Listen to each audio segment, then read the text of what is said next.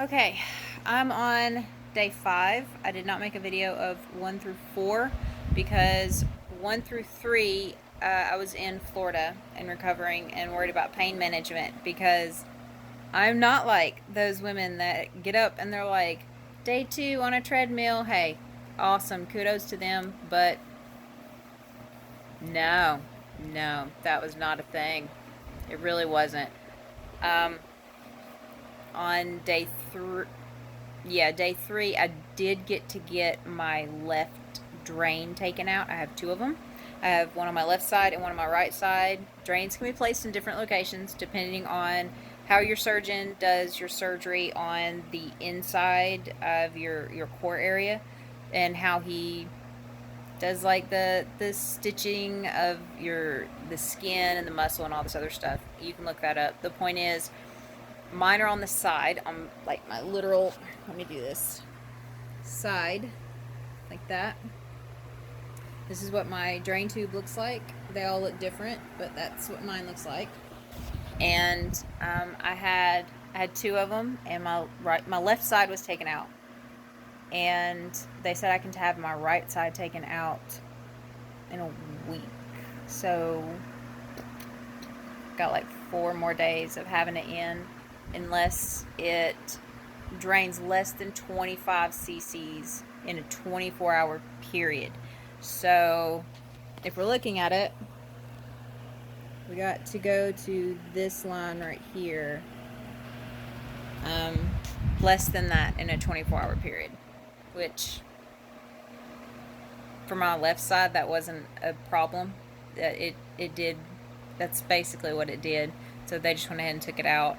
And then skipping ahead, and then on the 4th day, I was driving back to Tennessee. I had it done in Florida, and I was driving back to Tennessee the whole day. And let me tell you, that was a miserable trip. There was nothing comfortable about it. My feet were swelling, and I do have the socks. The socks. The compression ones that they give you, the horrible ones that are ridiculously tight and stuff. You have to wear those for a week. At least my surgeon, had me wearing for a week. It didn't matter. My feet were swelling. I was miserable.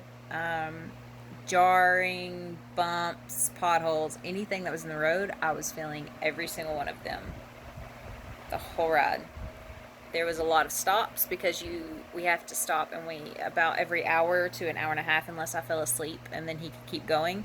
But if I was awake, he had to stop every hour to an hour and a half, and I had to walk for about 10 to 15 minutes unless it was like scorching hot.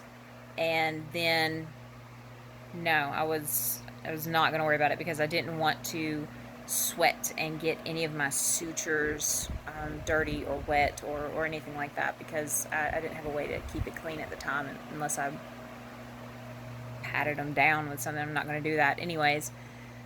So every hour I had to walk about 10-15 minutes, and so that was day 4, that trip, and this is me on day 5. I can't stand up straight yet. I had technically 5 different procedures. I had a reduction, a breast reduction, and then I had the augmentation where they went in and they put silicone, and I had 375. I had 375 cc's, which is about, it's about a medium to large C, really, which is about a good size for my body. And I'd actually debated on 360, and he put them in, and he told me later that after he had everything done, he decided that wasn't a good idea, and they didn't look right on my body, and he took them out and put in the 375. And I told him prior that was fine. He had my permission for that. So I had 375 cc's, and then I had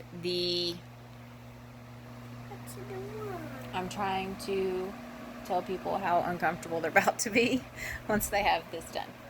But I had the reduction, and then I had the augmentation, and then I had the I had lipo on both of my flanks. So I had lipo on both my sides. Oh baby, on both my sides, and then I had the core suturing where they bring your core muscles back together and sew them up to put them back where they were prior to little ones.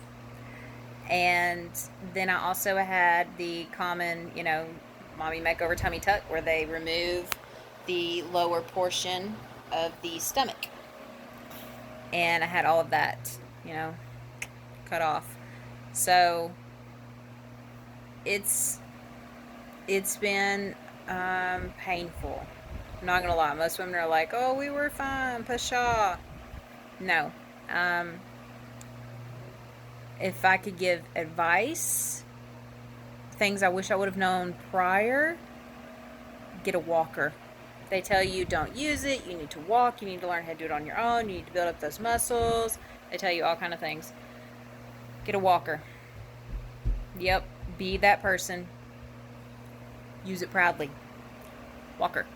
And these bras, you can buy them there. See, this is too loose. See how I can do this? And I have all this extra. It's too loose. It was not that way when I put it on when I first had it done. It was not that way. It was, it fit fine. But a lot of my swelling, even by day 5, has went down. So it's now a bit loose. But you need to buy one of these bras. It's just a basic in the back, and then the front it has 3 clasps, so you can choose. No, ma'am. So you can choose what level you want it on, and then you can ask them, to make it to the size that you need it. And then you have the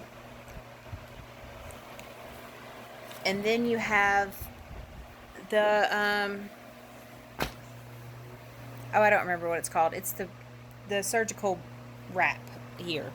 This thing. Mine's all bent because I'm dying and it's too tall.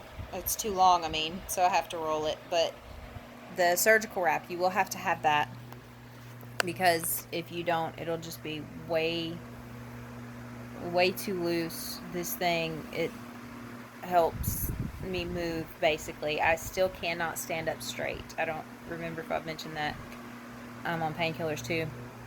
Take them around the clock. Don't let them lie to you. They say, oh, every, 8 hours. Why not? You take it every 8 hours. They say double it with Tylenol, because that's what I'm doing. I'm taking Oxy, which, believe it or not, is actually not helping the pain as much as I thought it would. But it's taking the edge off to where I'm able to handle it all. And I am actually doubling it up with extra strength Tylenol via their orders. So that has helped out a lot. But anyways, you take the medicine. Don't be a hero. Take the medicine. The pain is pretty intense, and you're going to need to be able to fight through that pain so that you can walk around, so that you can stretch, so that you can get to feeling better. I'm trying to think if there's anything else on day 5. Oh, they tell you not to eat too much greasy food and stuff like that. It's because I think, honestly, they don't want you to build up a lot of gas in your stomach, and so it doesn't hurt. That, and so that you don't have to poo. That can be very scary the first time, because you can't push and you can't really feel what's going on, and you can't really tell a lot. So and they don't tell you that you're not going to be able to wipe. You can't really wipe. I was lucky, and I'm flexible enough to where it's not hurting me, and I was able to, but I did not think I was going to be able to. And I walked in and I was like, honey, I'm nervous. I think I got to go to the bathroom. I think I got to poo. And he's like, it's okay, honey. You can do this. Be strong. He met me at the bathroom door, and then he shut the door for me. And he's like, you got it. So, uh, just be forewarned. If you got to go to the bathroom, whoever's helping, they may have to do that for you. They may have to wipe for you. Do not be expecting to be able to take a shower by yourself. You will not be able to raise your arms to wash your own hair. You will not be able to stand up fully to be able to do any of this stuff. This is not even an option. At least it wasn't for me. Now I'm hoping that'll change a little farther down the road, but it's not even an option right now. I'm going to try to show you my stomach incisions, but I don't know how well it's going to work right now because I put clothes on. Not like real clothes. They're like sweatpants, but still. So we're going to see. Oh, see, every time I move, my boulders hurt. That's what I call them, is my boulders, because that's what they feel like. I feel like boulders have been put in my chest. So my incisions look like this.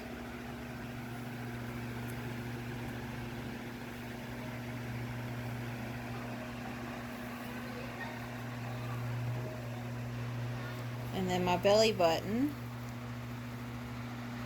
just like that.